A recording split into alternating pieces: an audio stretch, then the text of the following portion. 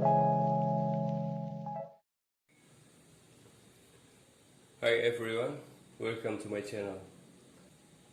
Bahasa Inggris itu banyak sekali kelasnya atau sub pembelajarannya ya. Tapi paling nggak ada 4 kelas utama yang menurut saya harus kalian pelajari di awal-awal. Itu yang pertama ada accent, kemudian ada vocabulary atau vocab,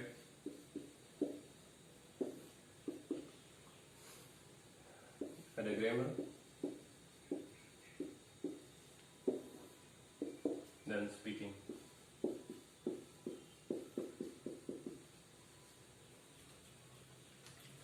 Oke, secara sederhana kita bisa artikan kalau accent adalah ilmu yang mempelajari tentang logat, tentang pengucapan, tentang cara berbicara. Kayak mungkin ilmu tajwid dalam bahasa Arab. Kemudian vocab itu kosakata, grammar, tata bahasa, dan speaking, percakapan. Oke, kita bahas satu persatu, mulai dari accent dulu.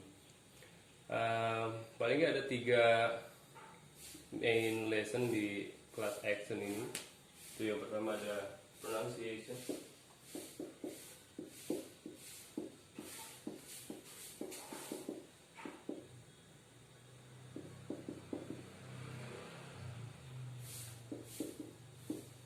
liaison,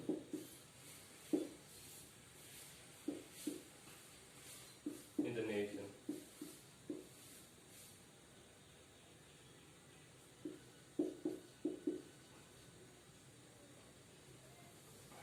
Oke, pronunciation adalah pengucapan atau pelafazan, gimana kita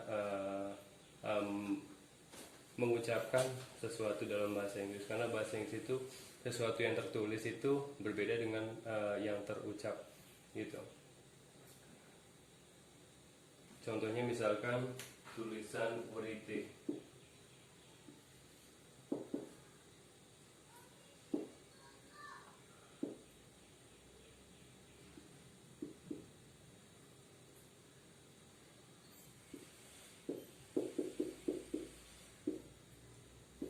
Atau right. Tulisan werite atau RIGHT ini kita tidak baca sesuai dengan apa yang tertulis, tapi kita baca dengan spelling atau dengan pengucapan.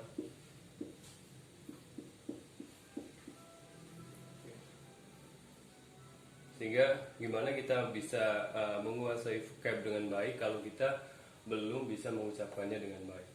Nah, ini dipelajari di pronunciation. Liaison itu penyambungan kata, khususnya American accent ya, accent atau logatnya orang Amerika dalam mengucapkan.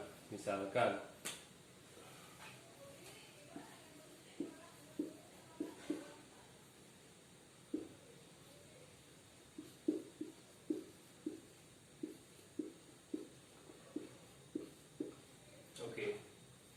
siapa namamu? Kita tidak, atau mereka tidak mengucapkannya what is your name. Tidak seperti itu. Walaupun pengucapan kita betul ya, what is your name, tapi mereka tidak mengucapkannya seperti itu. Mereka cenderung mengucapkannya what's your name, what's your name.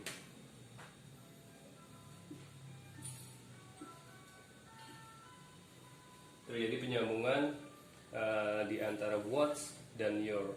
Itu what's your name, kurang lebih seperti itu. Kemudian intonasi juga dipelajari di accent. Oke, selanjutnya vocab atau kosakata. Paling nggak ada 3 main point di kelas vocab ini. Yang pertama ada daily vocab,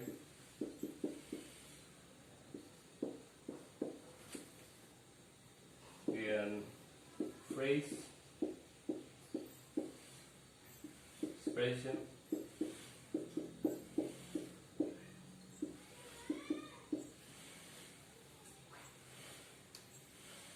udah menjadi suatu hal yang lumrah atau yang sudah pasti diperlukan ya untuk menghafal kata-kata dalam bahasa asing yang kita pelajari, walaupun tidak semuanya ya. Paling nggak kita harus menguasai tentang kosakata harian atau daily vocab, itu tentang belajar, tentang rumah, tentang apa yang ada di sekitar kita. Itu yang paling dasar. Kemudian frase. Nah, misalkan frase kata kerja dalam get.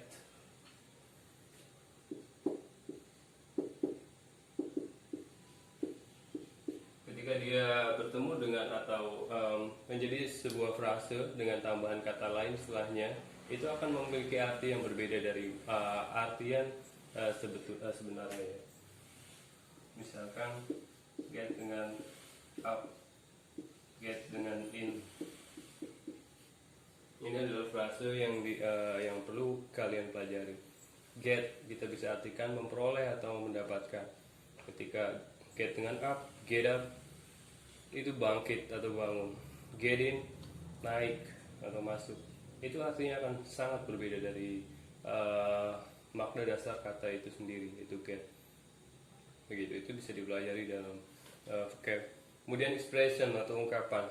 Setiap bahasa memiliki kekhasan dalam mengungkapkan sesuatu. Semisal dalam bahasa Inggris untuk menanyakan kabar, itu kita tidak bisa artikan apa, what, kabar, news, what news. Itu tidak bisa kita artikan demikian.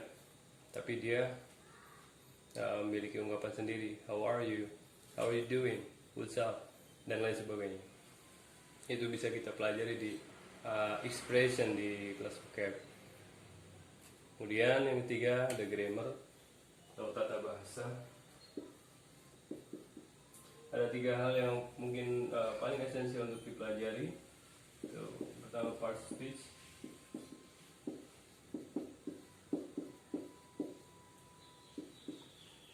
yang tenses,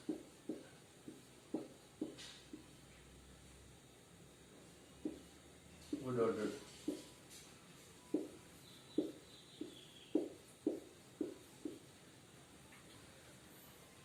Oke, part speech, jenis-jenis kata. Ini penting buat kita pelajari ya. Jadi grammar itu sebenarnya kalau kita udah bisa vocab sama accent juga kita udah bisa sih bertutur dalam bahasa Inggris. Tapi untuk menjadikan nilai bahasa Inggris kita itu lebih, kita harus belajar grammar supaya ya lebih profesional juga gitu. Yang pertama part speech, jenis-jenis kata itu ada 7. Itu ada kata benda, noun, kata ganti benda, pronoun, verb, kata kerja, kata ganti kata keterangan, adverb, kata sifat, dan lain sebagainya. Itu dipelajari di grammar. Kemudian tenses, bentuk waktu. Seperti yang kita tahu kalau dalam bahasa Inggris itu untuk menyatakan sesuatu yang terjadi di waktu tertentu akan berbeda ketika kita ingin menyatakan di waktu yang lainnya. Contoh misalkan, aku menemuinya kemarin, aku akan menemuinya besok.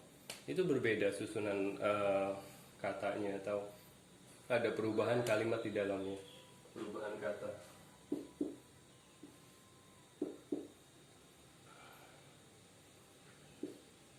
Aku melihatnya kemarin.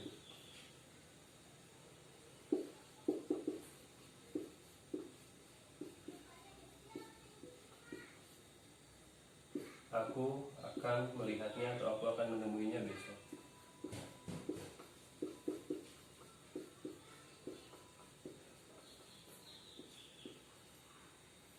I saw him yesterday. I'll see him tomorrow. Ada perubahan di kata kerja di sini. Kemudian juga ada tambahan will pada bentuk future. Nah itu yang akan bisa kita pelajari di grammar tentang tenses ini. Kemudian word order atau susunan kata. Seperti misalnya kita mau mengartikan seekor kucing berwarna hitam. Seekor kucing berwarna hitam. Kita tahu bahasa Inggris seekor itu kucing itu cat, kemudian hitam itu black. Walaupun kata-katanya betul, tapi susunannya ini salah. Dalam bahasa Inggris ada aturan dalam penyusunan kata di mana artikel itu terletak di awal atau yang pertama, kemudian ini kata benda terletak di akhir, atau kalau dalam hal ini yang ketiga. Ini tiga, ini satu. Kemudian ini sebagai kata sifat, ini ada yang ada sebelum kata benda. Dalam hal ini berarti dia yang kedua. Artinya yang tepat adalah a black cat. Ini adalah bahasa Inggris yang baik dan benar.